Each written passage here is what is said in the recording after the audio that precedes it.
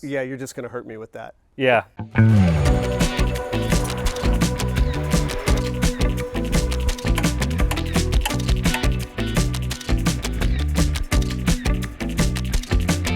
Welcome to Petrol Lounge. Here we don't just store cars, we do a lot of other things associated with maintaining these fine automobiles. We have a lot of people in-house just to help us manage and care for these cars. It's everything from high-end car detailing to paintless dent removal. And today we're actually going to walk over here and we're going to talk to Chris Naylor of Alpha Dent. And we're just going to get a sense of what he does and how he does it and why it's important to our business here at Petrol Lounge. Well, like you said, I'm Chris Naylor with Alpha Dent Repair here in Austin, Texas, and I've been doing this a little over 16 years, and I find myself in the hallowed halls of the Petrol Lounge. They've been clients of mine since their inception because it's always good to have a dent guy around somewhere when you work in the automotive industry. Why do we have dent repair here at Petrol Lounge? We're always really careful with the cars here, and you know, it's not like we really have things happen, but it is important for us to have a dent repair guy here, and we do see these cars all the time with just little dents and dings, and Chris picks it up more than anybody. But let me just ask you, like, why would I bring my car to you instead of just living with the dent or taking it to, a body shop, just having them repaint the car? Excellent question. There's actually quite a few reasons that PDR can be a fantastic alternative to body repair. So most of the time with conventional body work, you're going to take, say for instance you've got a small quarter-size dent. Conventional body work would mean that they're going to use filler and all sorts of means, but essentially painting the entire panel for a small dent, whereas I can keep the repair area completely focused and leave no trace of my being there. Okay, so you've done work on this car in particular? I have. I've actually put quite a few hours into this car. And this customer purchased this one without a pre-purchase inspection and found out post-purchase that he had quite a few dents, scratches, and things that needed to be addressed. And so we're doing that for him now so that it's a cleaner, newer to him car. So yeah, I'm looking at this car and I'm not really seeing any evidence of you being here. And that's, something that I have seen before. I had a car years ago that I brought to a paintless dent repair guy. And the first thing that he mentioned was, hey, these dents are on the door, and he wanted to drill a couple of holes in the door and, go right inside that way.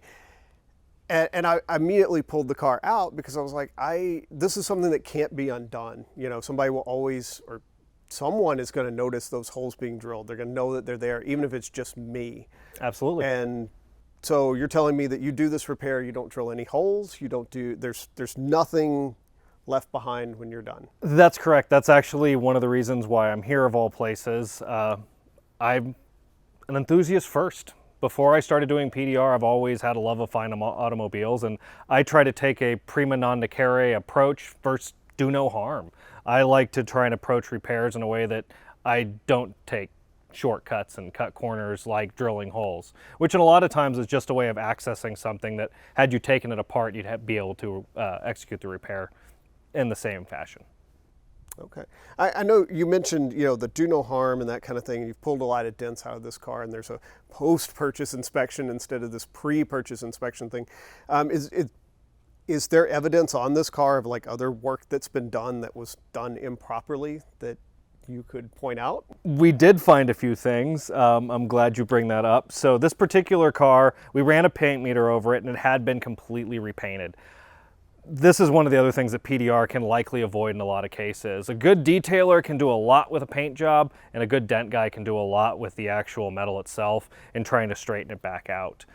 This car, it seems that they tried to cover up as much as they could and just sell it on to the next guy, and we actually found Bondo on an aluminum panel, which is a big no-no. It doesn't stick, as well as areas where the paint's starting to come off. That we've had to be very, very careful of. Eventually, this is going to be perfect again. So what are you trying to get? Where are you trying to go now? So absolutely. What I like to do is completely reshape the metal as best as possible so that they don't have to use a lot of fillers that don't stick to aluminum, or even in cases of alloy cars and steel cars that basically we're able to go in there and straighten the metal to a point that excessive filler or any isn't even necessary, so that you've got a smooth surface to begin with when they do go to paint. Or ideally, not even need to paint at all. I've seen you work before, so a lot of this is just kind of like disassembly of the car, right? Like half your job is not just pulling the dent, it's providing access to that dent. Absolutely, and in this particular case, the only real ease of access was actually going over the ECU, and so we actually went ahead to remove the ECU and brace the area so that we didn't have any issues that we could encounter with the tools trying to access the dent. Yeah, just looking at your tools, it's obviously these are your tools, and they come from all these different places. I recognize a few things on here as tools from another trade, and yet some of this I have never seen before at all, and most people have never seen before. How do you pick what you're going to use? How do you find it? Is it a kit? There was kits to begin with. I've hodgepodged all sorts of stuff together over the years, little this for that, and there's tools that I've bent into submission to be what I've needed them to be over the years. Actually, this is a random tool. This is one of the things I do love about tools. So this random, actually garbage tool was given to me by a friend who had bought a PDR kit on eBay and had given me all of his crap tools, saying I can't do anything with this. And I hadn't done anything with it in years, and I don't even know why I held on to it, because it's incredibly malleable. It's not really got a lot of great use, and I actually finally found a use for it the other day, and it actually, with a little bend, ended up serving a purpose one day.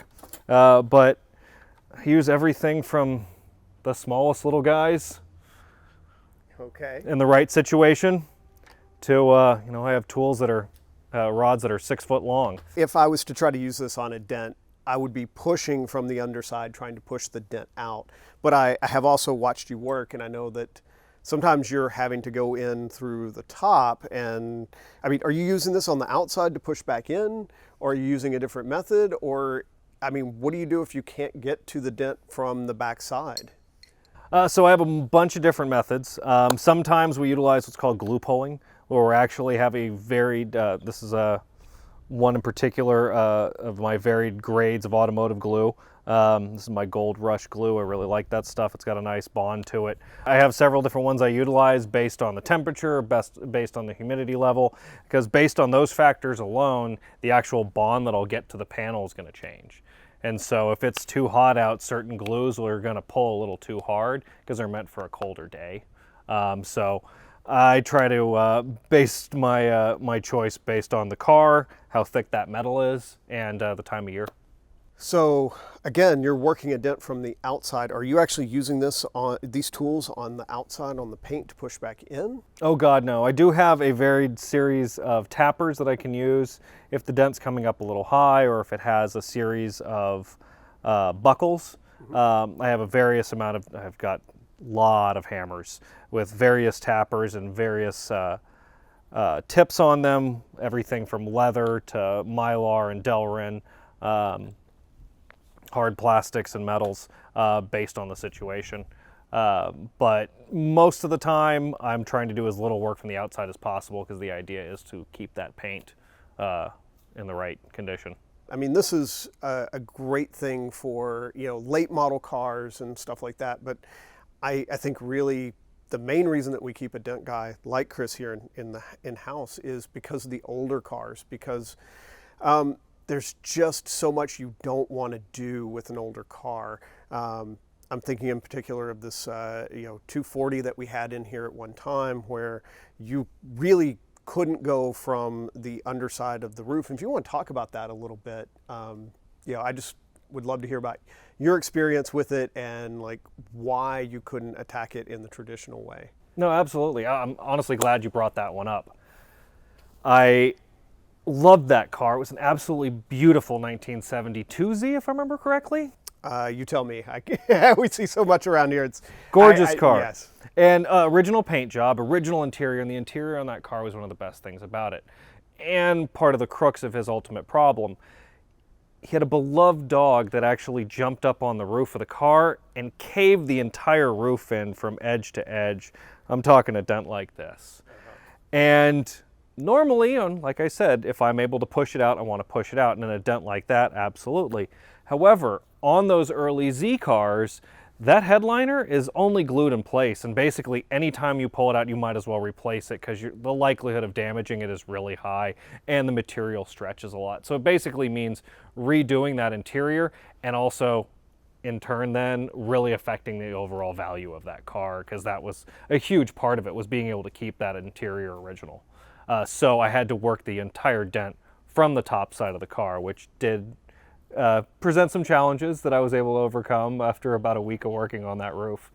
I remember seeing you work on that roof. It was literally about a week's worth of work. Well, actually, I think it was probably even more than that. The car was there for a long time while you continued. I know you had other things in the pipeline, so it's hard for me to gauge how much time you really spent, but I know it was a lot of like just looking and assessing and then doing a few pulls and then coming back. But I think it really speaks to, you know, your do no harm approach, and also, you know, this kind of knowledge that you have to have of a lot of people wouldn't know that, and then, you know, just pull the headliner down and go to work, and then, oh wait, I have not effectively ruined this car. But it is something we think about a lot here with, you know, older cars. You end up with patina. We've actually got a 65 Mustang over here that we're going to look at in a little bit. You know, again, not a big deal. It's got a small dent in it. But it's one of those dents that if you took that car to the body shop, you know, you're looking at, I'm going to repaint that panel, I'm going to take all the patina out of the car. The car can only be original one time. And, you know, it's going to take a lot of value out of that car to go and do body work to it. Plus, anyone that looks at it is going to know, hey, you know, body work was done here. And, you know, it's just that kind of thing you don't want. You don't want to see. The next owner doesn't want to see it. They don't want to know about it. In fact, a lot of times they would have rather lived with the dent than actually send it to the body shop. And here we're actually able to say, no, no, no, we can bring that back to original. You'll never even know that the car was worked on. And so you end up with a perfect car and no dent, which is really awesome. And absolutely, you don't have to live with that dent.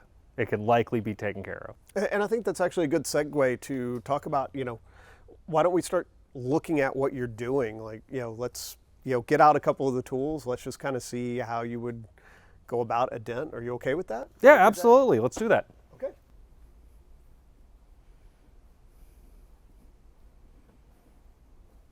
Is there actually a dent here that you're working? Because I can't even see it. So yeah, I am down to the end of this one. I have put about 30 man hours into this particular dent. This was actually a very large palm dent from likely a mechanic having leaned on the car. What I've affectionately called over the years the mechanic's lean dent. You'll see a lot of mechanics that put a cover over the fender. Yep. Most of the time they don't realize that they're causing damage underneath that cover. The cover just moving around has a tendency to scratch the paint, but also when they lean on the very flat quarter panel here on this Testarossa, they're not even realizing they were denting it. And then they take that fender cover off, and in this case, there was a rather large dent underneath it from someone having leaned. So in this case, I am slowly but surely bringing this up. This car has had paint work before, so I'm very cautious around each and every last inch of this car, making sure that this aftermarket paint job actually has a good bond to the car. We found out the hard way that it does not.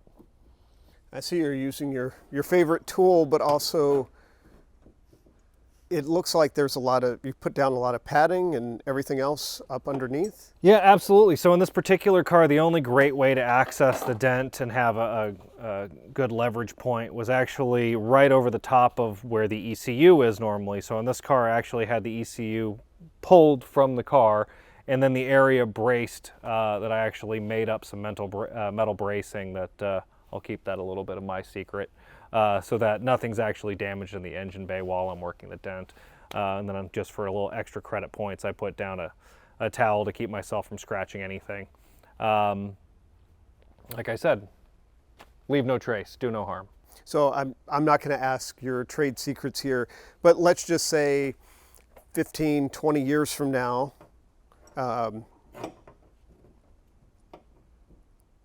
so we come back and we have the whole fender liner out of this car. Will I be able to tell that you worked this dent from the backside? Excellent question. No, because I've actually added some paint protective film to the underside, which is a little extra credit thing that I do. In a lot of cases, I will actually put a protective coating basically on that underside with that PPF film, or the paint protective film, so that it keeps me from scratching the underside as much as possible. So, like I said, leave no trace. So you really want it to be when somebody comes around behind you that they can't tell that you've ever been here. Smoke and mirrors, Jack. Smoke and mirrors. So this is actually a prime example of a car that you really want to maintain the original finish on. So this 1966 Ford Mustang with original paint, this is not something that's going to be A, easy to paint, or B, something you really want to do because it's going to take all the value out of this car. Keeping it original as possible is always going to be your best bet when it comes to maintaining the value of a car like this. And unfortunately, he picked up a door ding. It's actually got even a little vertical scuff there that you can see of someone that hit him. Now, conventional paint and body work to repair that would not only mean repainting pretty much the whole car, because these gold metallics can be really nasty, but you'd want to blend it in. It's a nightmare, and it could cost the customer not only thousands to repair, months of his time, but on top of that, the diminished value on a car like this that now goes to having an aftermarket paint job.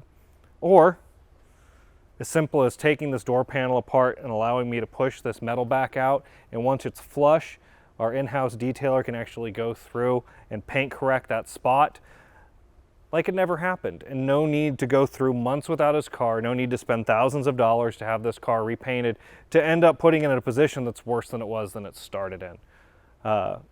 So really not the worst dent in the world, but if it was taken care of the wrong way, it could be quite costly.